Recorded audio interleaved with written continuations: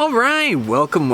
If you're new to the channel, my name's Elliott and you're watching Rickety Ski Reviews. Today, we're going to be talking about questions and answers. We're going to go into the comment section, look at our members, look at everyone, and just answer your questions. It's summer, there's not a lot you can do as far as ski reviews, so I'm just going to dive right in, answer any questions you guys have. If you notice, I can't really wave my right arm around. I tore while surfing like a week and a half ago. I guess I partially tore a tendon, right? Is that right? In my pec muscle while I was surfing. Basically, the nose bumped into the wave, or like the, because it's a dam and then there's like cement barrier. Anyway, the nose bumped into it. I crashed, and something about like the water is different flowing. Like the bottom flows one way, but the top flows another.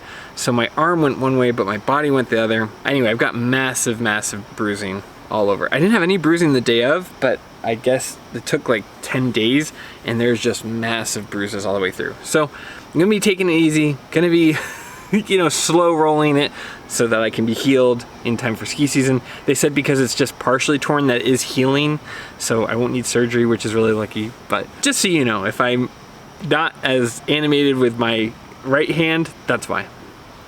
But anyway, without further ado, let's just jump into your questions. All right, our first question or comment, however you want to say it, comes from SportNut1.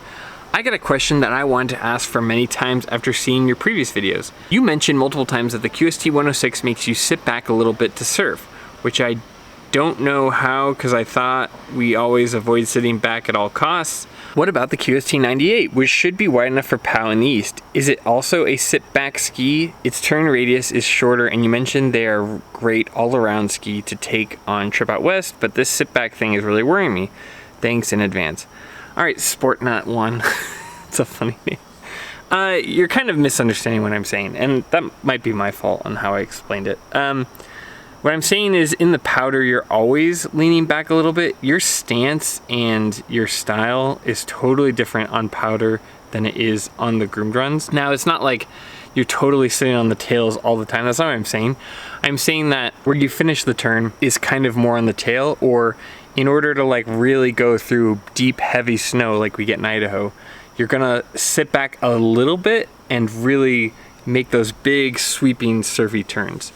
As far as the QST 98, how it performs on trail is not a ski that you need to sit back on to carve. So it's very different. So if you're worried about that, I wouldn't. But as always with any ski, if you're really worried about something, thinking it's not going to line up with your ski style, or you're concerned about how it's going to be in the powder, demo it before you buy it. I say that with every ski. There is no replacement for demoing a ski to see if it fits you. Now, if you know what you kind of like, and really these reviews are meant to help you kind of narrow it down, or at least get you in the right arena, or if you have enough experience and you're like, okay, that all sounds good to me, these specific traits, sure, that's helpful. But if you're really that worried about it, take a season, demo them, and make sure they're a good fit for you. But that's not what I'm saying. You don't have to be on the tails of these. That's just where they feel comfortable in the powder. Whereas the Atomic Bent 110 is center mounted, and you're just not riding the tail as much as you are on a QST 106, Peak 104, Black Crow's Atris, etc. I hope that helped. All right, the next comment we got on our top powder ski video was by Blur Glide, which I recognize. I see him a lot. They say, the thing about powder days is that unless it's dumping all day or you're able to ski on a Tuesday, things will get skied out pretty quickly. So I want a powder ski that can also handle packed out crud. Now, I don't know where you're talking about that you're skiing. I guess it just depends on where you are. But yeah, that is a totally valid point. For years, I just skied when I was just getting back into skiing. I had taken a couple years off just having young kids. I had a pair of Atomic Vantage 90s, and I just made those work for everything. So I totally see your point, and a lot of times you're right, like a midweek powder day is kind of the best. I know people who save their PTO just for powder days so they can go on those midweek sections. Yeah, I mean, on the weekend, it just depends on where you are too. Like if you're somewhere where the resort's really busy, that adds to it. I will say where I'm at, weekends can be good, but you are competing with more people than you are on a weekday. Or you have to know where to look. You have to be on a ski that's maneuverable enough that it can get you to where the powder stashes still are. But again, I'm speaking from a relatively small ski hill, Bogus Basin. I know that some of those bigger ones, I'm sure it's kind of like fighting for your life. But that's a great point, and part of what I liked about the Atomic Bent 110 is I can find more powder in the brush and the bramble than I can on the kind of the known big powder bowls. So to me, that adds value, at least for like how popular powder days are now. There's some people where I'm like, do you even ski the rest of the year? Are you just out here like headhunting powder days? God. Great comment, thank you. All right, Simon Orr says, nice skiing on the Atris. Totally impressed. I guess that ski would work well where they are based. Snow conditions are pretty variable in Cham. Now it has got warmer. Oh, Chamonix, I think that's short for. I was trying to find out where they actually make the skis, as Dienestar is only 15 miles away. Anyone know? I believe the Atrises are made in France. I know that they have kind of two main shops in Paris and Chamonix, but I'm not 100% sure. So if anyone in the comment sections wants to answer that, that's great. He said, nice skiing on the Atris. I will come clean. That is 100% Zach skiing in that video. Now I didn't try to hide it. It's clearly Zach. It's from a video titled like Zach skiing like he can respawn or whatever. But that is Zach skiing. It's funny, like the one compliment I get on my skiing is not even me. But yeah, that's Zach skiing. The reason I did it is because that video is one complete shot or one complete video of ski footage, whereas when I go and put like samples of clips, I have to usually edit them. So for the Black Coast Atris with Zach skiing, I'm like, oh, I don't have to edit this. I can just put it in that corner and let it run. So yeah, that's Zach skiing. He is a very good skier, and I'll pass along the compliment. All right, Good Ship Zian says, Utah skier here. The 99 is too wide for a daily driver. Go with a 94 out west and even more narrow for East Coast. I agree. I think that there is a place for 99 with skis. I think that especially when the snow can get loose, or if the snow is always kind of too loose and soft, or if you're in parts of the Pacific Northwest where you can get moisture in the snow, having a nice wide platform to stand on for your carving can feel nice. But I'm just not convinced that for most people it's a good daily driver. I think it has a place. I think that for people who can only bring one pair of skis around with them, it makes sense. I think if you want to have a ski that you just keep in the car in case you misread the conditions, it makes sense. But I kind of agree. I don't know why some of these East Coast channels recommend 99 as a daily driver. It's very wide to me. In my opinion, like the 88 to 93 or 94 is perfect for a daily driver. So I totally agree with you. And back east, I would go 88 and narrower. Again, it just depends on the ski shape. It depends on where you are.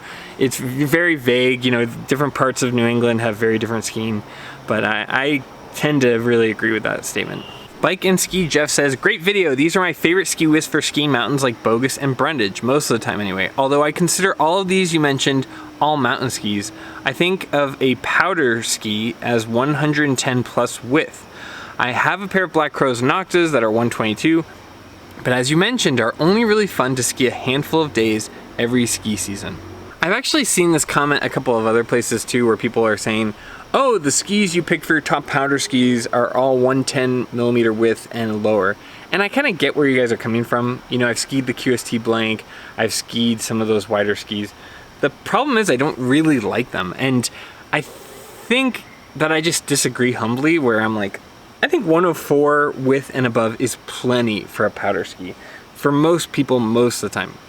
Unless you're cat skiing, unless you're skiing giant lines in Alaska or doing big tours somewhere with just an insane amount of powder, I really don't think anything over 110 is necessary. For like most people who are doing resort powder skiing, I think 110 is plenty.